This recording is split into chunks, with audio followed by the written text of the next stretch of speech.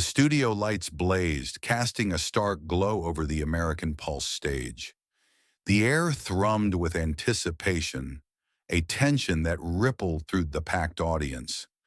Thousands watched via screens across the nation, their eyes fixed on a confrontation poised to redefine political discourse. At the heart of the stage stood Karoline Leavitt, a 27-year-old firebrand of the MAGA movement, her navy suit crisp, her gaze unyielding.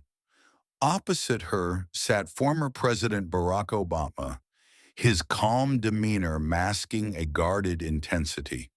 The host, Nathan Grant, stepped forward, his voice a commanding force that silenced the room. "Ladies and gentlemen," Grant declared, his words slicing through the charged atmosphere, "welcome to a historic moment. Tonight we witness not just a debate, but a quest for truth in a divided era." His gaze swept the audience, drawing them into the clash. With trust in institutions crumbling, we confront questions of media, policy, and power. Let's begin. The crowd leaned forward, torn between Leavitt's fiery resolve and Obama's composed authority. Grant turned to Leavitt. "Karoline, you've criticized media influence in politics. You claim Mr. Obama shaped narratives to undermine opponents.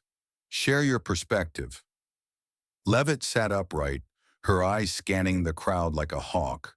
Her voice, low but sharp, sliced through the studio. "Thank you, Nathan. I'm here to expose how Mr. Obama orchestrated media campaigns to attack Mitt Romney in 2012 and Donald Trump in 2016, eroding public trust." The audience stirred. Some nodded in agreement, others murmured dissent.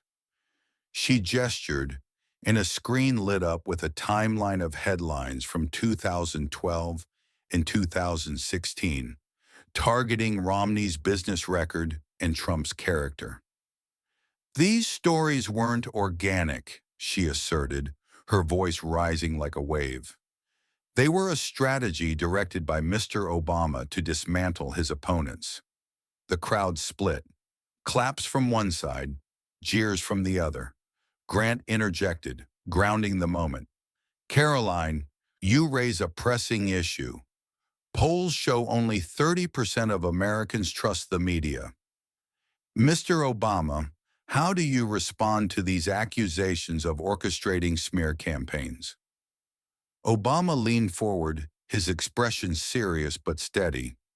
"Thank you, Nathan. Karoline, your claims are baseless. My administration respected press freedom. The media operates independently, and the idea that I directed attacks is a fabrication." His supporters cheered, but Leavitt didn't flinch. She held up documents, her voice a chilling wind. "Independent? Then explain why you met with media leaders before these negative stories surged." She pressed a button, revealing a list of alleged meetings between Obama and editors in 2012 and 2016. "This isn't journalism," she said, her tone piercing. "This is manipulation." The studio fell silent, the accusation heavy. Grant's voice cut through, measured and precise. "Karoline, you've presented documents alleging media coordination, a grave charge when only 16% of Americans believe the media is fair. Mr. Obama, how do you address this?" Obama shook his head, his voice firm. "Those documents are not real. The press reports based on facts, and I never directed any campaign to attack anyone. I respect their role in democracy." Leavitt smiled, her eyes locked on him. "Facts?" she challenged, her voice ablade. "Then why did these stories align perfectly with your campaign strategies?" She revealed an alleged email. "Push the narrative about Romney's business record." The audience gasped, some clapping, others whispering in disbelief. Grant pivoted, steering the debate. "This question of transparency ties into broader issues. Let's shift to foreign policy. The Iran nuclear deal, one of the most debated policies of our time. Karoline, your view? Leavitt's eyes narrowed, her voice steady but sharp. Mr. Obama calls the Iran deal a triumph, but it was a dangerous concession that empowered Iran and endangered America and allies like Israel. The screen displayed a chart, a 40% rise in Iran's military spending post-2015. This isn't peace, she declared. This is a deal that funded terrorism and weakened global security. The audience grew quiet, some nodding, others dissenting. Grant turned to Obama. Mr. Obama, Karoline calls the deal a concession, citing Iran's military spending. You've said it blocked Iran's nuclear ambitions. How do you respond? Obama sat upright, his voice persuasive. Karoline, calling the deal a concession is false. It stopped Iran from developing nuclear weapons, a fact recognized by international inspectors. Your chart lacks context. Sanctions relief increased Iran's budget, but the deal ensured oversight. His supporters applauded, but Leavitt pressed on. Oversight, she asked, her tone icy. Then why did Iran receive $1.7 billion in cash after the deal? The screen showed an alleged email. Payment must be kept quiet to avoid controversy. This isn't diplomacy, she said. This is funding terrorism. The studio fell silent. The accusation a thunderclap. Grant's voice rang out, maintaining control. Karoline, you've labeled this payment as funding terrorism, a sensitive issue given Iran's actions. Mr. Obama, how do you respond? Obama's expression hardened. That payment resolved a decades-old financial dispute, transparent and legal, part of an international agreement backed by the United Nations. I reject any claim it harms security. This was about preventing nuclear proliferation. Leavitt countered, showing a report. Iran exceeds uranium limits, 2019. Your deal failed, she said, her voice a prosecutor's verdict. You left a threat to Israel and America. The debate's intensity surged, the audience riveted. Social media erupted. A pro-MAGA post read, Karoline is exposing Obama's lies. A progressive countered, she's distorting the truth. The Iran deal stopped a nuclear arms race. The divide mirrored the studio's tension. Grant shifted focus. Let's turn to healthcare, a critical issue. Nearly 50% of Americans worry about prescription drug costs. Karoline, how do you view Mr. Obama's Affordable Care Act? Leavitt leaned forward, her voice sharp.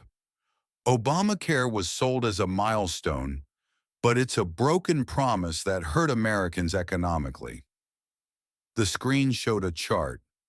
Insurance costs up 25% since 2010. You promised people could keep their doctors and plans, but millions lost both, she said. This isn't health care, it's a burden. Grant turned to Obama.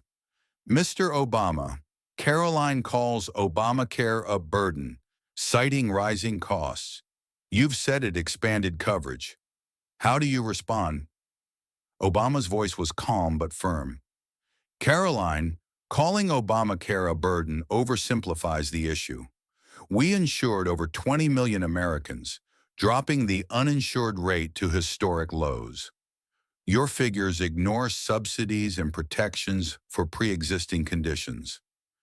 Costs were rising before the law, and we mitigated that. His supporters cheered, but Leavitt countered with an alleged email. Mitigate backlash over plan cancellations. You knew people would lose their plans, she said. You prioritized your legacy over their needs. The audience fell silent, the accusation resonating. Grant interjected, Karoline, you claim Obamacare caused chaos, backed by alleged emails. Mr. Obama, how do you respond? Obama shook his head. That email is fabricated. Obamacare isn't perfect, but it protected millions. Most Americans support it now. Leavitt smiled, undeterred, showing a report. Obamacare impact. Costs up 25%, 2010 to 2018. Your promise of affordability was a lie, she said, her voice a hammer. The debate pivoted to Obama's post-presidency. Grant posed the question, Karoline, you've raised concerns about behind-the-scenes influence. How do you assess Mr. Obama's role after leaving office? Leavitt's voice was relentless. Mr. Obama pledged to step back, but he manipulated politics through nonprofits to undermine the Trump administration. The screen showed a chart. Funding from Obama-linked organizations up 50%, 2017 to 2020. This isn't philanthropy, she said. It's a power grab. Obama responded calmly. Karoline, your accusations are false. My post-presidency focused on education and civic engagement, not interference. Leavitt countered with an alleged email. Increase funding to civic groups for political pressure. You didn't leave politics, she said. You built a shadow network. Grant pressed Obama. Karoline presents a memo alleging political influence. How do you respond? Obama's voice grew firm. That memo is fake. My work supports democracy, not partisan goals. Leavitt fired back, showing a report. $50 million to civic movements, 2017 to 2020. You deepened divisions, she said. Grant introduced a final challenge. Karoline, you've made serious claims. Do you have additional evidence? Leavitt stood, her voice commanding. I bring testimony from two insiders, journalist Daniel Harper and former staffer Sarah Mitchell. The screen displayed a document, Internal Pressure to Conceal Iran Deal Violations by Daniel Harper. This shows Obama hid Iran's breaches, she said. Another document appeared, a memo alleging $10 million allocated to anti-Trump groups. This is proof of manipulation, she declared. Obama's response was stern. Those documents are not authentic. The Iran deal had rigorous oversight, and my organization's focus on civic rights, not politics. Leavitt pressed harder, showing interview clips. Harper said, emails confirm Obama concealed violations. Mitchell added, I saw budgets funding anti-Trump groups. Leavitt's voice rang out. You didn't step back. You controlled. The studio fell deathly silent, her words lingering. Grant stepped forward, his voice a steady anchor. Ladies and gentlemen, we've witnessed a fierce clash over truth, legacy, and power. Karoline Leavitt, a voice for a new generation, has challenged former President Obama's record. Whether you agree or disagree, this dialogue strengthens democracy. The lights softened, and the audience rose, applauding with respect and division. Leavitt and Obama nodded to each other like warriors after battle, but did not shake hands. Social media erupted.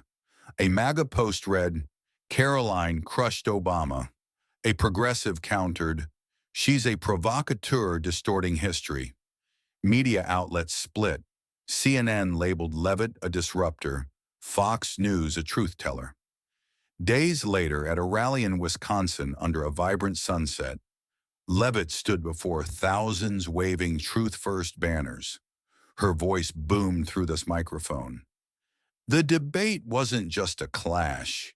It was a spark for a movement demanding accountability. The crowd roared, banners fluttering like flags of a new era. Harper and Mitchell risked everything to expose the truth. But you, the people, are the real force. The screen behind her showed community workshops, citizens holding Truth First signs, and small-town forums discussing transparency. "We don't just challenge the past," she said, her voice a rallying cry. "We build a transparent future where leaders answer to you." The number Truth First movement surged, spreading from Wisconsin to cities, rural towns, and beyond. Fact-checking groups re-examined the Iran deal and nonprofit funding, publishing reports that fueled discourse. Community forums multiplied, inspired by Leavitt's call for accountability. In a small Ohio town, a workshop drew dozens to a community center. A librarian led the session, projecting Truth First materials, teaching attendees to cross-reference policy claims with primary sources. A factory worker stood, holding a Truth First pamphlet. "This movement showed me how to check what politicians say," he said. "We're not just listeners, we're investigators." The room applauded, their resolve echoing Leavitt's message. The movement's reach extended globally through a virtual town hall, broadcast on X, connecting communities from Seattle to Sydney. A moderator introduced Truth First principles, emphasizing source verification. A nurse from Georgia shared, "I fact-checked healthcare claims because of this movement." A teacher from London added, "We're teaching students to question media narratives." A farmer from Iowa raised a Truth First banner saying, "This is about holding power accountable, no matter where you are." A student from Tokyo joined, sharing a database of open government resources translated into multiple languages. An activist from Nairobi contributed a guide to spotting misinformation in local media. The event trended with millions of views as participants shared tools for navigating misinformation, from open government databases to fact-checking platforms. The movement became a global symbol of grassroots power, uniting diverse voices in a shared quest for truth. Post-rally, Leavitt lingered in Wisconsin, meeting supporters under the fading sky. A teacher handed her a Truth First banner, saying, "This is for my students. They need to know their voice matters." A veteran clasped her hand. "You're giving us tools to hold leaders accountable." A young mother approached, her eyes bright. "I fact-checked the Iran deal because of you," she said. "Now I'm teaching my kids to question everything." A student handed Leavitt a notebook filled with policy questions inspired by the debate. "We're starting a Truth First club at school," he said. Leavitt nodded, her eyes warm. "This movement isn't mine," she said. "It's yours. Keep asking questions. Keep verifying." Her words, captured on smartphones, spread across X, amplifying the call for transparency. Later, alone for a moment, Leavitt reflected on the challenges: misinformation, polarization, and resistance from entrenched powers. Yet the people's resolve, she thought, was stronger. Her resolve hardened, knowing the fight for truth would face setbacks, but could reshape democracy. Citizens organized online, creating databases of public records, petitioning governments for open data, and advocating for policy reforms inspired by Truth First. In several states, supporters lobbied for transparency laws, citing the movement's principles.